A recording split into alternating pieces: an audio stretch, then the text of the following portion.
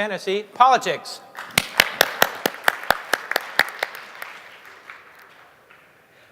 Where I'm from, back in Boston, we used to love to talk about rivalries around the dinner table. We would talk about the Red Sox and the Yankees during the summertime. We would talk about the Patriots and the Giants during the wintertime. But year-round, we would talk and argue about the Democrats and the Republicans. We've created a game for people who are fans of politics. It's called Fantasy Politics and applies fantasy football dynamics to the political realm. Let me show you how it works. Up on stage with me is Aaron McClear. He's Governor Schwarzenegger's former press secretary. He has formed a fantasy politics league and has just drafted a team the same way that you would in conventional fantasy sports. Now he's going to go to the key part of all fantasy sports, the area where you talk trash. It's the message board, and my favorite there is your team is a hanging Chad. Now he's going to go and take a look at the roster page, and we'll take a look at the team that he's just drafted. That's the roster page. And it includes people like Eric Cantor, Mitt Romney, Newt Gingrich, and of course Arnold Schwarzenegger. Now Aaron wants to optimize his team, and he can add, drop, trade, start, and bench political figures. So he's going to start by dropping a political figure from his team, and we're just going to show you a little bit about how you optimize a team here. Uh-oh. Well, this is something we haven't run into before. These are live demos. These are live demos. Here. Should we reload the page? No, go to the video. Okay. The site actually does work, believe it or not, but sometimes these things happen. Okay, let's just go from there. Good recovery, good recovery. Good. So we're going to go to baseball cards for political figures. This is something that doesn't exist anywhere else. Yeah, full screen there. Anywhere else in fantasy sports today. And we're going to take a look at Newt Gingrich and at the power score in particular. What's a power score? The power score is a 0 to 99 metric measuring political momentum. It's a clout score for politics. And basically, we have gotten to this point where in the past, no one else was able to measure the real political momentum of a politician or pundit. We've done that. And we've done it in a way that gets it down to a single, easy-to-understand 0 to 99 metric that's measurable in real time. Now, what Aaron's thinking as he looks at Newt Gingrich is that, Newt really hasn't been doing too well in the Super Tuesday primaries, and despite what he may believe, he's probably not going to end up winning the presidency. So Aaron's going to go ahead and drop Newt.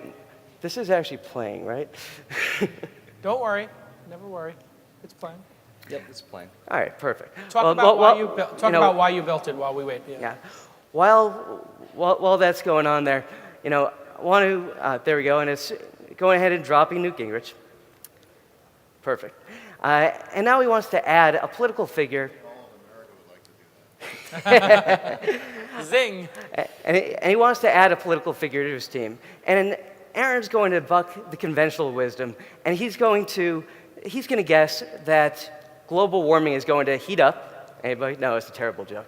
It's going to heat up over the course of the next couple of months. And as a result, Vice President Al Gore is going to really gain a lot of political momentum. He's going to be on TV, he's going to be on radio, and Aaron wants to really be able to capture that political momentum. So he's going to search for him, make sure that Al Gore hasn't been selected by any other teams. There he is. He's just going to drag and drop him over and add him to his team. All right, so now Aaron has added Vice President Al Gore to his fantasy politics team. And I just want to leave you with this, especially since we're running a little bit low on time due to the technical snafu. Very simple concept. Over the past 100 years, people have engaged with sports in exactly the same way. And then fantasy sports came along. And almost overnight, you had 33 million Americans playing fantasy sports with a $4 to $5 billion market impact. Imagine what the impact of fantasy politics could be. Thank you. And just one other thing, there's so little time left in the conference. If you want to find us after this in the demo, I will be out there waving an American flag looking ridiculous. So that's the easy way to find me. Thank you. Well done. Awesome. Great recovery. You didn't panic. You composed yourself. That's a good sign of an entrepreneur. And you got your message across loud and clear, and you had the canned demo, so a lot of credit for that. Well done.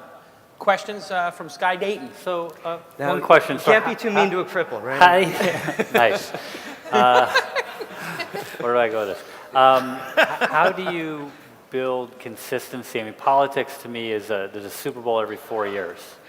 I'm sorry. There's a Super Bowl every 4 years in politics. Right. And then there's a bunch of little stuff that happens, but it's a huge spike and then a fall off. How do you build a consistent business? And sports is happening constantly, and when NFL's over, we can move over to NBA and so on, and move back and forth. It's pretty consistent. Right. So it's a great question, and this is actually much better than sports, right? Because football, for instance, you have the season, and then it just drops off. It's gone. With politics, it goes year-round, and while you're right, every 4 years there's a peak, the base is a lot higher than you think. It turns out that 60 million people voted in the primaries in 2008. So those are like the hardcore voters. There's 45 million people who in off years are watching political cable news, going to the blogs. It is a huge, huge base of people who are deep political fans. So I had a question. So sports is very quantitative, right? There's number of points scored, number of rebounds. Your fantasy team recalculates based on kind of position plays. How does that work in this particular model? It's very qualitative. There's a lot of bantering. I understand that could be fun, but where's the quantitative aspects? So I'm so glad that you asked me that, because that's really the heart of the company. That's the most important piece, and we're very excited about the scoring, because basically what we have done is we've gone out there and we started aggregating and tracking data that no one else is tracking, right? We have more than 30 different scoring metrics, and we've aggregated them all into this single, easy to understand power score. And as a result, you as a player in the game can go and at a glance see how well your team or a given political figure, whether that's politician or pundit, is doing. But it's also immensely useful to media companies, right? Just about every major political media company you can think of is looking at how they can integrate our content into their programming, because there's nothing like this out there. What would be an example of that? ABC News wants us to go meet with Ben Schaefer. What I meant was, there's data. What data are you The talking source about? data. What's the source data there's that drive? 30 factors, right? Right. How What did are they they? manifest I themselves see in what you're Newt saying. Gingrich's implosion over the last, couple Sure. of Sorry, days, the echo weeks? is a little tough. So it ranges from conventional measures like polling data and campaign fundraising numbers to unconventional measures like Twitter followers and Facebook fans. We have partnerships with Open Secrets, with InTrade, and so we take data from all of those types of sources. And the reason why, by the way, Open Secrets and Rock the Vote as well are so fired up about us is because this is an incredible educational tool too, right? Like, this is the gateway drugs to a civic education. I mean, it's pretty unbelievable as a tool to educate young people and get them fired up about this, in addition to being a killer game that people just really want to play. I get the excitement. In fact, I'm in an investor group where we often place political bets and use InTrade to settle. So it'll be 7 days forward, 14 days forward, whatever, and we'll look at InTrade. But I certainly know, notwithstanding the fact that I really get into this, I also don't have the time to engage in this. I'm wondering if you've looked at the demographic of those who are playing fantasy sports, and making sure that the right demographic overlay is on those people who are really into talking about politics. Yeah. So the group of people who play fantasy sports is very different from Zynga, right? It's males, 75% are male, 25% are female. It's between about 25 and 40, primarily college educated, and to your point, a lot of them don't have a ton of time to really dig into the details, right? So one of the key aspects of this is, while you can go and spend 5 hours a day playing this. In fact, there's a study done that in fantasy sports, the average person spends about 1 to 2 hours a day playing it, but that's where productivity goes. But in our case, you can play this for 5 minutes a day, or 5 minutes a week, or 5 minutes a month, right? The examples I just showed you were gut instinct. I think, Newt Gingrich is not going to do well. I think Barack Obama is going to win the election.